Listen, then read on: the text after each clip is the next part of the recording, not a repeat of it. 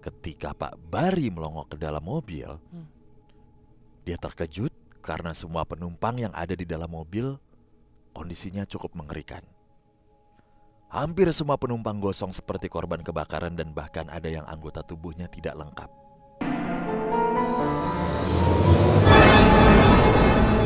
Assalamualaikum warahmatullahi wabarakatuh. Shalom, Om Swastiastu, Namo Buddhaya. salam kebajikan. Selamat datang kembali di YouTube channel Padepokan Malam Kliwon. Betul sekali. Kalau podcast Malam Kliwon adanya di Spotify. Ini Padepokan Malam Kliwon yang juga menceritakan hal-hal horor. Betul. Nah, kita mau ngasih tahu dulu. Yang pertama, kita mau terima kasih untuk Mas Alam dari Banks Record, dari timnya The Sigit. Ya, jadi Banks Record tuh ada t-shirtnya Munar dan juga The Sigit yang udah ngirimin kita merchandise dan kita pakai nih, Mas Alam. Shout out to you. Yelah, aing salut ka maneh. Buat Mas Alam dari Bank Records ya. Yes. Buat teman-teman yang mau order merchandise-nya mereka, ada The Sigit, Munar, dan nggak tahu ya, ada banyak lagi kayaknya. Ya. Silakan langsung visit di Instagramnya Bank Records. Terima kasih. Terima kasih. Oke. Nah, pengumuman kedua. Ngabuburit.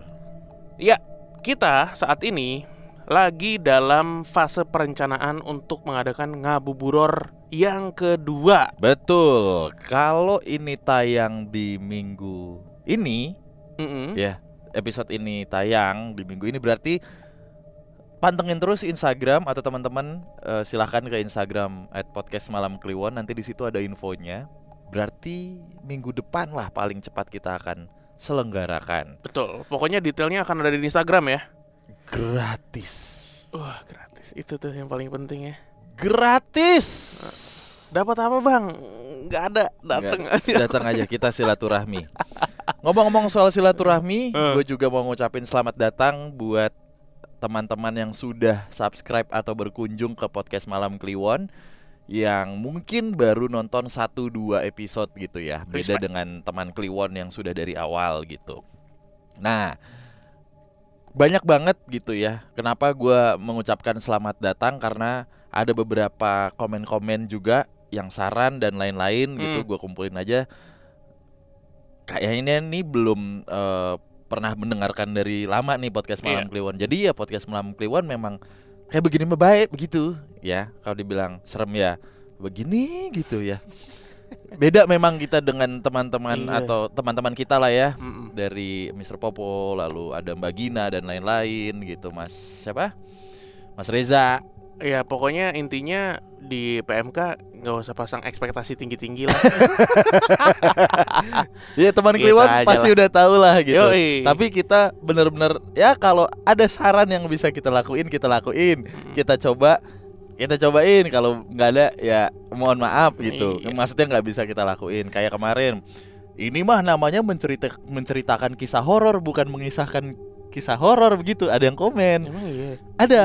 Ya kan emang kita menceritakan kisah horor. Terus ada yang bilang, "Bang, undang narsum dong," gitu. Berarti akan segera kita akomodir, kita akan ngundang narsum, walaupun sebelum-sebelumnya kita juga udah banyak ngundang narsum sebenarnya. Udah banyak, Bro. Sama ya mohon maaf kalau kita dimarahin kemarin ya. Gimana? 15 menit doang niat buat YouTube enggak lu. Gue bilang, "Lah, kita makan konten udah 3 tahun." Masih ditanya niat apa kagak. Kagak, Bang. Ini kan sebenarnya kita kan sebenarnya ininya di podcast ya gitu. Kalau di podcast kita bahkan ada yang 200 menit. Bener. Langsung aja ke Spotify-nya Podcast Malam Kliwon. Tuh dengerin tuh, Bang, dari episode 1 sampai 280. Ya, tuh. Ini sekaligus info buat Abang gitu. Wah, kita mah kalau dimarahin malah kita infokan gitu. Begitu. Agak kita ini. Di-like dulu dah, Bang. Mantap. Gitu. Ya. Oke, guys. Kita kembali akan membacakan cerita kiriman dari teman Kliwon ya. Iya. Yang udah enggak sabar di WhatsApp lu. Oh, saya dulu ya. Ini ceritanya judulnya oke banget nih. Berkaitan dengan salah satu post yang sempat kita upload di Instagramnya PMK. Yakin? Serius. Oke, Zon? Oke.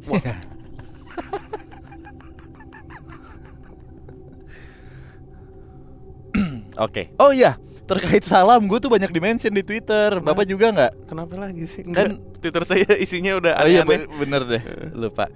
Ya, namo budaya, salam kebajikan dan lain-lain gitu. Ada yang bilang sebagai teman-teman dari agama Buddha gitu atau Buddhis, ternyata lebih baik ini. Nanti deh kita coba. Kan ini masih universal ya, masih salam kebinekaan gitu. Jadi ya kita ikutin dulu aja ya. Kita ikutin Pak Sandi doang gitu mah. Pak Sandi Uno ya. Iya dong. Masa Sandi Kanester. Bagi topinya Om Sandi. Yuk langsung. Itu biar lama ya. Oke. Assalamualaikum warahmatullahi wabarakatuh. Shalom, Om Swastiastu, Namo Buddhaya, salam kebajikan. Selamat pagi, siang, sore, malam Mas Bimo dan Mas Danu serta teman Kliwon semuanya. Perkenalkan nama gue, kita sebut aja Rama di sini. Ini kali ketiga gue coba kirim cerita ke PMK tapi belum pernah sekalipun dibacain. Semoga kali ini bisa dibaca di podcast ya. Yes. This is your time Mas Rama. Gara-gara postingan Instagram PMK tentang potongan klip salah satu acara TV zaman dulu tentang supir angkutan umum yang bawa penumpang korban kebakaran, gue jadi ingat kejadian yang pernah dialami sama guru ngaji gue di akhir tahun 98 di Ciputat. Keluarga gue udah tinggal di Ciputat sejak tahun 90, yang mana awalnya kami ngontrak rumah di belakang Masjid Agung Ciputat. Tapi sejak tahun 95 keluarga kami pindah ke daerah Kampung Sawah yang jaraknya kurang lebih 2 km dari tempat kontrakan kami sebelumnya. Dan kejadian ini terjadi pada saat kami tinggal di Kampung Sawah. Oh ya, buat teman Kliwon yang belum tahu gimana kondisi pas kerusuhan Mei 98 dan pasca kerusuhan 98, mungkin bisa googling kenapa dan penyebabnya. Oh ya, kita masuk ke cerita. Jadi ini bukan kejadian yang gue atau keluarga gue alami secara langsung, melainkan pengalaman yang dialami oleh guru ngaji di tempat gue. Sebut saja namanya Pak Bari, guru ngaji di tempat tinggal gue. Pak Bari adalah orang yang mengajar ngaji di tempat tinggal gue.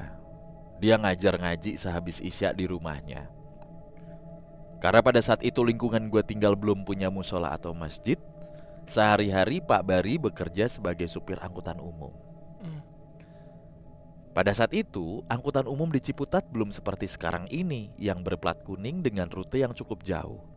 Dulu angkutan umum yang ada yaitu mobil bak yang disulap jadi angkutan umum dan berplat hitam. Rutenya hanya Pasar Ciputat sampai perempatan Duren. Dan angkutan lainnya seperti jurusan Pondok Ranji, perempatan Duren, Pondok Aren, perempatan Duren, Jombang, perempatan Duren.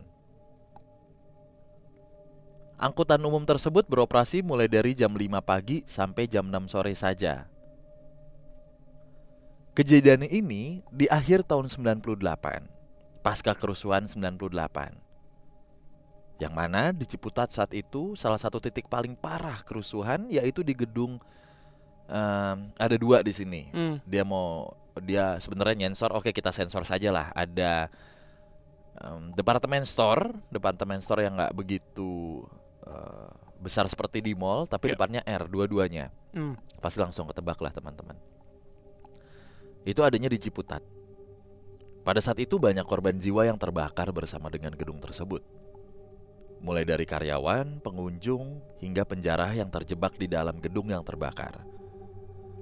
Bahkan banyak korban yang baru dievakuasi beberapa hari setelah kejadian, dan banyak juga yang tidak teridentifikasi karena tubuhnya hangus terbakar.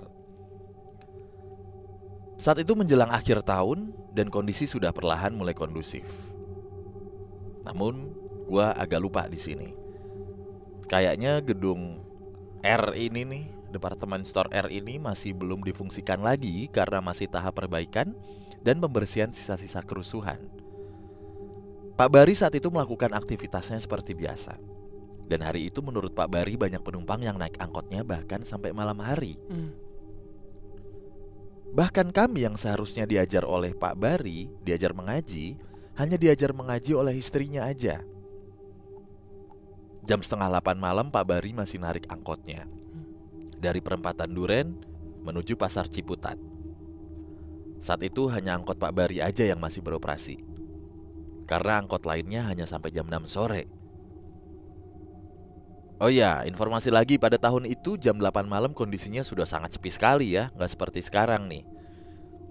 Karena kondisi di Pasar Ciputat sudah cukup sepi dan tidak ada penumpang, akhirnya Pak Bari memutuskan untuk pulang. Tapi tidak lama ada sekitar 10 orang yang naik angkotnya Pak Bari secara bersamaan dan membuat angkotnya langsung penuh. Pak Bari yang memang orangnya sangat baik akhirnya memutuskan bahwa rombongan penumpang ini adalah penumpang terakhirnya hari ini sebelum pulang ke rumah. Pak Bari mulai menjalankan angkotnya menuju perempatan Duren. Anehnya semua penumpang hanya diam saja tanpa ada yang berinteraksi seperti penumpang-penumpang lainnya yang ia bawa hari itu. Tapi Pak Bari gak mempedulikan hal tersebut. Mungkin mereka capek sepulang bekerja selarut ini. Ketika angkot Pak Bari ngelewatin TPU Poncol, tiba-tiba mobilnya mogok. Padahal sebelumnya mobil angkot Pak Bari baik-baik aja. Bahkan dia baru aja ngisi bensin full selepas sholat maghrib. Dia kemudian ngecek mesin mobilnya. Tapi mesin mobilnya gak ada masalah apa-apa. Para penumpang yang di dalam juga masih terdiam gak bertanya ataupun berkomunikasi sama sekali. Bahkan turun untuk membantu Pak Bari pun tidak. Saat Pak Bari masih memeriksa mobilnya di luar, tiba-tiba dia mencium bau gosong yang sangat menyengat. Bau gosongnya seperti bau gosong daging sate, tapi diikuti bau anyir yang cukup menyengat. Pak Bari masih tenang meskipun saat ini posisi mobilnya berada di depan TPU. 15 menit berlalu, mobil masih belum bisa dinyalakan. Dan bau gosong plus anyir itu masih aja menyengat penciuman Pak Bari. Dalam hati Pak Bari berdoa, "Ya Allah, mohon diberikan kelancaran hari ini, karena ini masih harus nganterin penumpangnya sampai ke tujuan." Ketika Pak Bari melongok ke dalam mobil, dia terkejut karena semua penumpang yang ada di dalam mobil kondisinya cukup mengerikan. Hampir semua penumpang gosong seperti korban kebakaran dan bahkan ada yang anggota tubuhnya tidak lengkap. Meskipun ketakutan, Pak Bari tetap tenang sambil ia kembali berdoa agar diberi keselamatan untuknya dan para almarhum penumpang yang ada di dalam mobilnya diberikan ketenangan. Pak Bari pun memberanikan diri untuk bertanya kepada para penumpang itu. Wah, buset ditanya, bro. Guru ngaji bro. Kalian mau kemana? Saya masih harus pulang karena anak dan istri saya nunggu di rumah. Kalau kalian mau saya antar sampai perempatan Duren, akan saya antarkan. Dari dalam angkot, salah satu penumpang tersebut bilang ke Pak Bari, "Terima kasih Pak, kami cukup sampai di sini saja. Sudah Bapak coba cek lagi mobilnya." Pak Bari masih tetap tenang dengan jawaban penumpang, dan ia kembali memeriksa mobilnya. Ketika Pak Bari melihat ke dalam mobil, ternyata semua penumpang di dalam mobilnya sudah nggak ada. Padahal nggak sampai semenit memalingkan pandangannya dari para penumpangnya. Kemudian dia coba menghidupkan mesin mobilnya dan alhamdulillah mobilnya kembali menyala. Dan ia pun langsung pulang ke rumahnya. Oh ya, beberapa tahun setelah kejadian dan departemen store ini kembali beroperasi, sempat ada kejadian horor di awal reopening swalayan tersebut. Ini bukan swalayan dong harusnya. Bukan. Ada pengunjung yang sedang mencoba pakaian di fitting room. Ketika ia melihat ke kaca, ada sosok laki-laki yang kondisinya hangus terbakar meminta tolong kepada pengunjung tersebut. Tidak lama kemudian banyak karyawati dan pengunjung yang kesurupan di gedung itu. Akhirnya swalayan itu kembali ditutup sementara untuk dilakukan pembersihan. Sekian cerita dari saya, Mas Bimo dan Mas Danu. Terima kasih apabila cerita ini bisa dibacakan di podcast Malam Kliwon. Sukses selalu PMK. Semoga makin banyak sponsor yang masuk. Amin. Amin. Waalaikumsalam warahmatullahi wabarakatuh. Terima kasih Rama. Rama ini cowok atau cewek ya? Wah, saya tidak tahu. Yang jelas kita ngacang dulu, bro. Biar kayak tongkrongan kan nge-reviewnya. Standby ya. Standby, Pak. Bikin konten sambil buka kacang dah. Mana lagi podcaster horor begini. Oke. Gue mikir mungkin cerita dari guru ngajinya Rama ini yang jadi inspirasi Kismis dulu itu kali ya. Itu banyak. Salah satunya ya. Sebenarnya kejadian perempatan Duren di mana sih? Syuting apa ya? Studio yang ada robot gede. Oh itu yang ada McD. Oh, perempatan Duren. TPU-nya yang sono ya. Oh, situ. Tapi perempatan Duren ke Pasar Ciputatnya berapa lama sih? Maksudnya berapa jauh? Nggak jauh ya, Cil. Oh, Pasar Ciputat tuh bawah itu kan. Ya jalanannya mah agak gini-gini. Cuman sebenarnya satu trayek gitu doang. Ya. Oke. Tapi di cerita ini si para hantunya ini, para jinnya tuh nggak iseng ya. Maksudnya bukan yang kita kan korban kebakaran Pak terus ketawa gitu kayak di Kismis kan? Enggak. Tapi memang korban kebakaran ini banyak banget kejadian ya. Maksudnya cerita korban kebakaran ini kalau di Jakarta Timur tuh daerah Klender ya. Klender. Ini tadi Pasar Ciputat. Bukan dong. Perempatan Duren. Ya maksudnya ya area situ lah. Area situ. Masih ada nggak situ si R itu? Masih ya. Ini ganti nama. Oh ganti nama. Rebranding ya.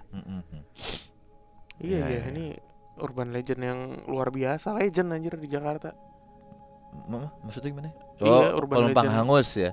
Maksudnya setan angus gitulah ya, arwah angus gitu. Korban kebakaran itu. Gue bahkan pernah baca di buku gitu ya, buku yang ngebahas seputar kerusuhan 98.